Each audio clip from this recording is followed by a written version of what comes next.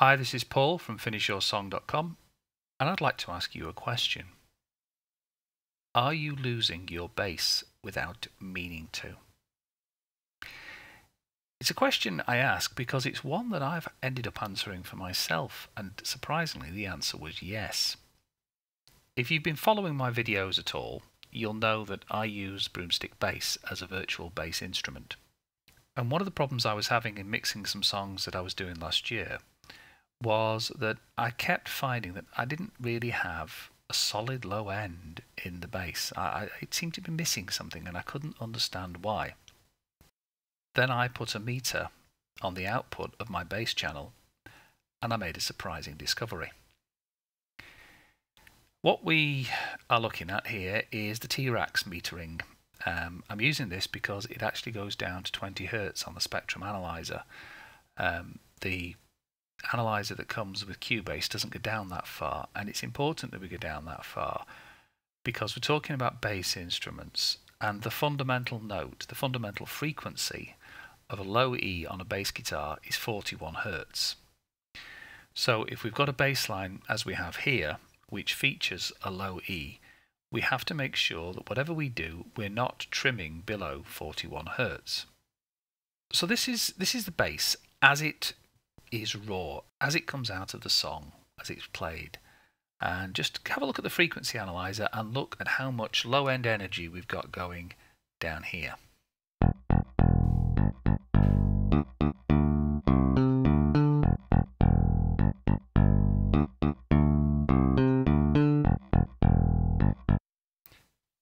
You can quite clearly see when it's playing that low E, there's a sudden spike here.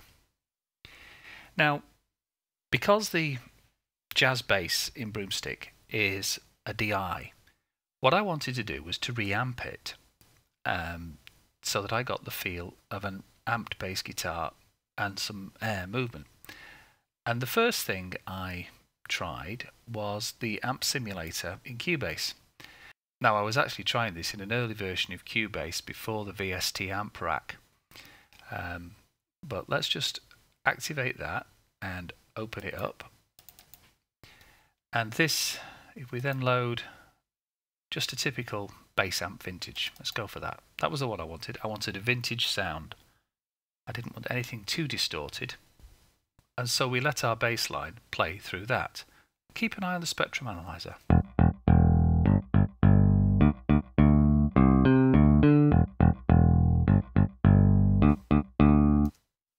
All of a sudden, we've lost energy in the low end. We're supposed to be boosting the bass, adding to the presence, but we've lost the low end. I know we've got not much damping going on here in the cabinet either, so I'm at a little bit of a loss as to why we've suddenly lost it, but I'll play it and I'll bypass the effect and you can see for yourself the result.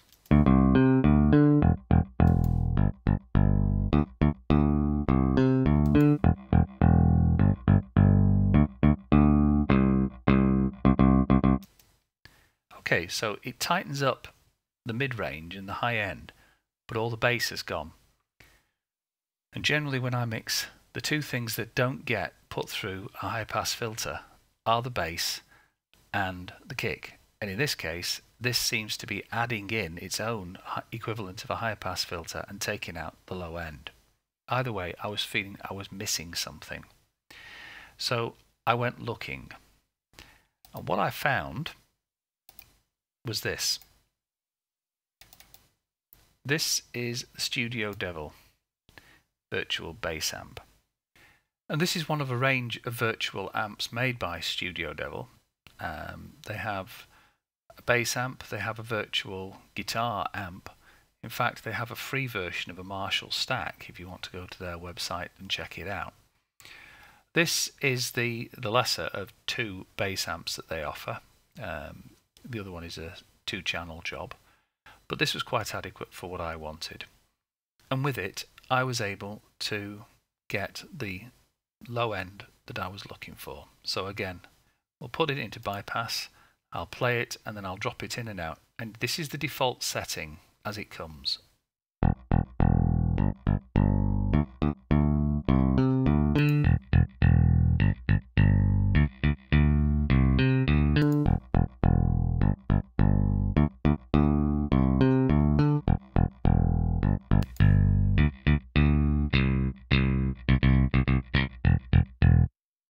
So as you can see, that's still losing some of the low end energy, but it's not losing quite as much. And in fact, if we put it to the classic bass rig, let's make sure the volume doesn't suddenly leap on us. We'll give it a go and see what we get with that.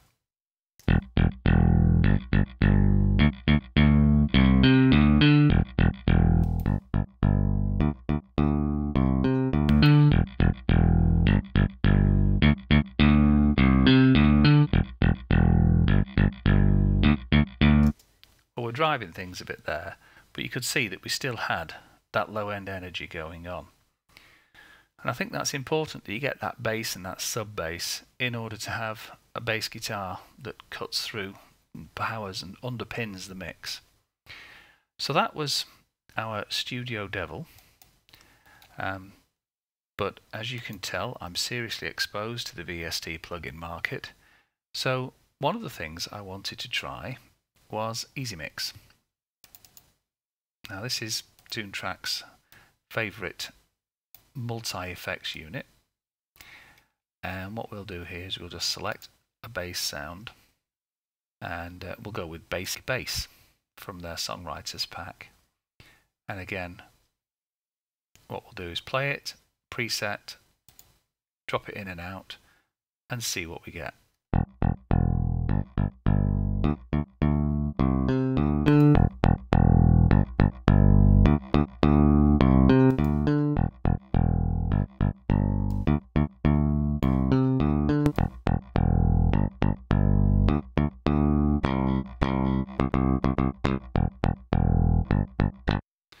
So that keeps our bass going.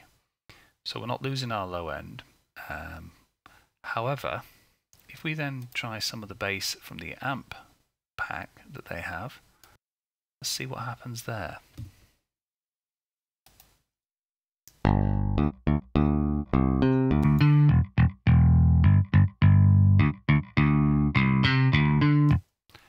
So it's very much dependent on which presets you're using with this as to whether or not you suddenly find that everything below your fundamental has gone. And that's important in this case because this is a low E. We're looking not to lose anything below 40 Hz, and yet when we look at the spectrum analyzer,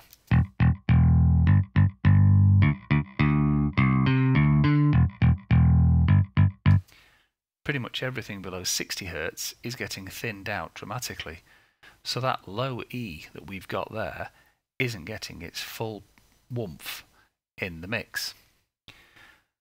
Now I couldn't finish without having a look at my latest toy, which was the Chris Lord Algae bass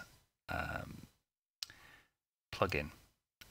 This was on offer over Christmas and I just couldn't resist at the price. So again, we're going straight with the default settings as it opens up. Let's see what Mr. Algae gives us.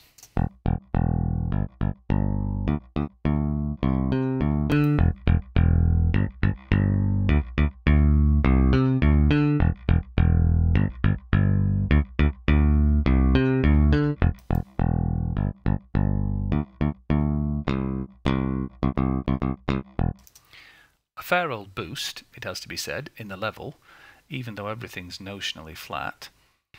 But what you did also notice, I hope, was that the low end was being preserved.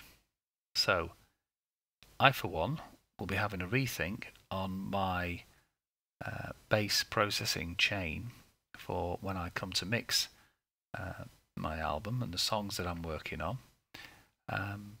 But certainly some things that you would expect to help you, presets that are set for bass, don't necessarily give you what you're looking for if what you're after is a good solid low end with plenty of woomph. I hope that's been helpful and it's given you some food for thought. And until next time, you take care of yourselves.